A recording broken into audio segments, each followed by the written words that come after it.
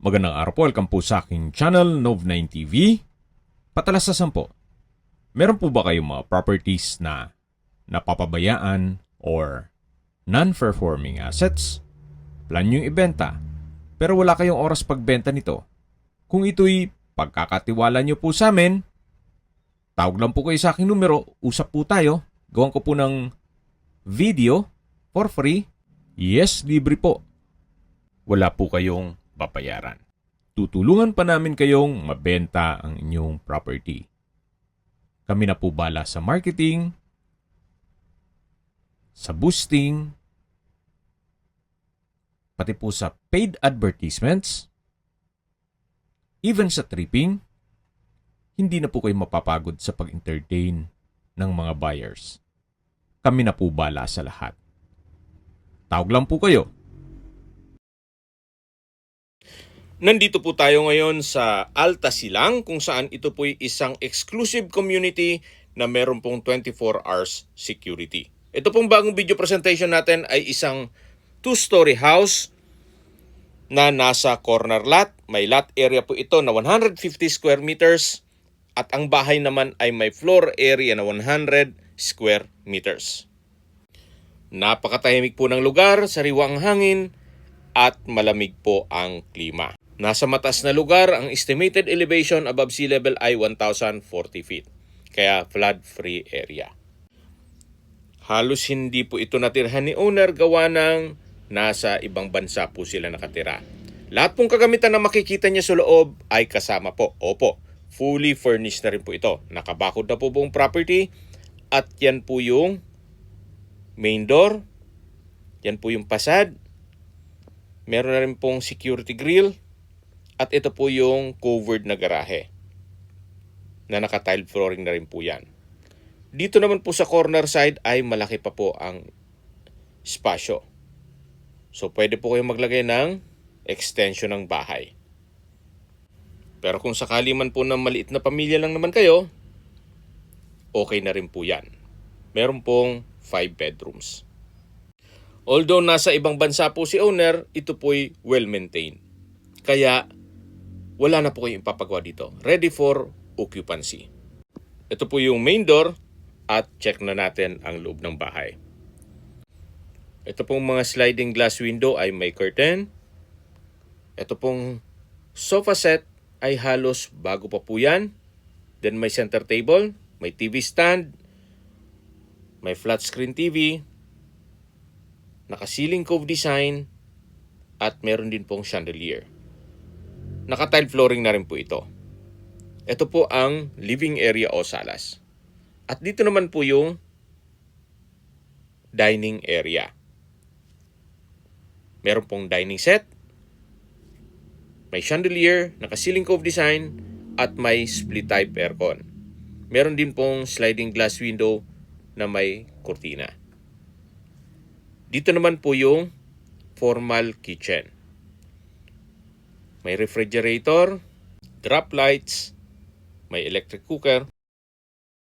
Ito po yung kitchen countertop na may stainless sink with faucet, wall-mounted kitchen cabinet, kitchen drawer at storage ng kitchen utensils. Dito naman po sa labas yung service area o laundry area. Open lang po siya. Mas maganda po ganyan para yung natural ventilation mula sa likod ay papasok po ang hangin. Hindi lang mula dun sa main door at mga bintana. Ito naman po yung maid's room. Sa ngayon, ginawa po nilang stock room. At mula naman po dito sa maid's room, balik po ulit tayo dito sa may formal kitchen. Then meron din pong microwave. Doon naman po yung dining area, yung main door, at yung living area. Yan po yung hagdan at meron pong common toilet and bath. At kung meron po kayong PWD or senior citizen sa pamilya, itong kwarto na to ang para sa kanila. Pero sa ngayon po, hindi natin ma-check yan at may mga kagamitan pa si owner. Check na lang natin itong toilet and bath. Kung saan meron po itong water closet with bidet, hand wash basin, vanity mirror, tiled bathroom wall, bathroom window, at overhead shower. Ito po yung common toilet and bath. Diyan naman po yung under stair storage. Upon tripping po, mache-check natin itong unang kwarto dito sa ground floor. Yan po ulit yung formal kitchen, dining area, main door, at living area. Aakyat na po tayo. Ito pong hagdan ay naka-wooden staircase, naka-tubular railing at handrail. Samahan niyo po ako, akyat po tayo. At dito na po tayo sa second floor. Ito po yung hallway, papunta sa mga kwarto. Yan po yung banyo. At dito naman po yung tatlong kwarto. Check natin itong banyo o common toilet and bath. May hand wash basin, vanity mirror, bathroom cabinet, water closet, at may overhead shower. Naka-tiled bathroom wall na rin po ito at may bathroom window. Yan po yung common toilet and bath. At dito naman po yung second bedroom. Sa spasyo, sakto lang. Hindi naman siya ganun kaliit at hindi naman ganun kalaki. Meron din pong sliding glass window with curtain. May bed frame with mattress. At dito naman po yung third bedroom. Mas malaki po siya dun sa second bedroom. May bed frame with mattress, wardrobe, at malaking sliding glass window with curtain. Ito naman po yung fourth bedroom. May double na bed frame with mattress, sliding glass window with curtain, at meron din po itong access door papunta sa balkonahe. May wardrobe na rin po siya at ito naman po yung balkonahe. Sa baba po nito ay yung garahe. Mula po dito matatanaw nyo naman ang inyong mga magiging kapitbahay. Maayos naman po itong bubong pati rain gutter. At ito po yung corner side ng property na may bakanting lote. At habang pababa po tayo, pag-usapan na natin ang distance, location, at travel time. Ito pong subdivision ay along Aguinaldo Highway. At malapit lang po ito sa Vista Mall Silang. Walking distance lang. Ang distance is 430 meters at ang travel time is 2 minutes. Kaya accessible din po ito ng public transportation. Mula Manila, kahit mag-bus lang po kayo, pagbaba nyo po sa Vista Mall Silang, ay nandun na po ang Alta Silang Subdivision.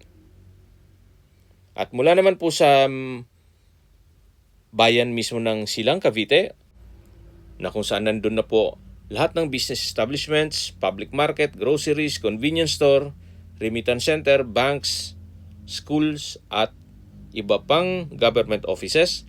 Ang distance is 3.1 kilometers at ang travel time is 8 minutes. Mula naman po sa Silang Specialist Medical Center o Hospital, ang distance is 1.4 kilometers at ang travel time is 4 minutes. Yan po yung lagi kong binabanggit sa inyo na dapat nyo i-consider sa paghanap ng property ay yung meron pong malapit na hospital.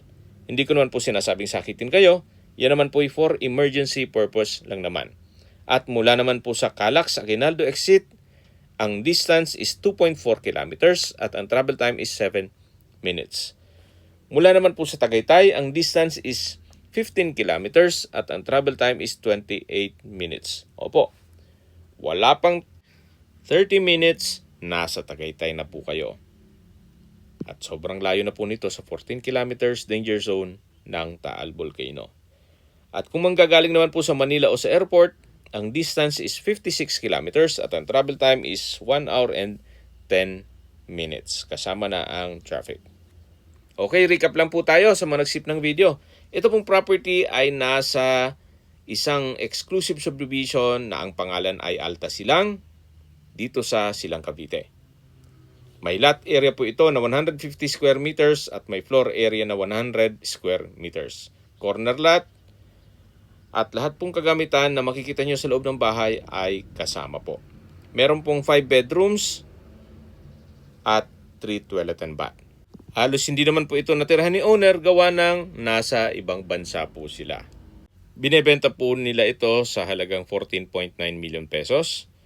Kaya kung sakali man po na may mga katanungan ko kayo o gusto yung magpaset ng tripping, tawag lang po kayo sa aking numero. At sa mga kababayan naman natin na sa ibang bansa, meron po akong WhatsApp, Viber, Telegram at Signal. Same number lang po, 0917-316-3399. Sa mga nagtatanong naman po ng aming Facebook, meron po aming Facebook page na Nov9TV at Facebook Real Video. Meron din pong TikTok at Instagram. May ibang YouTube channel po kami, the Nov9TV channel,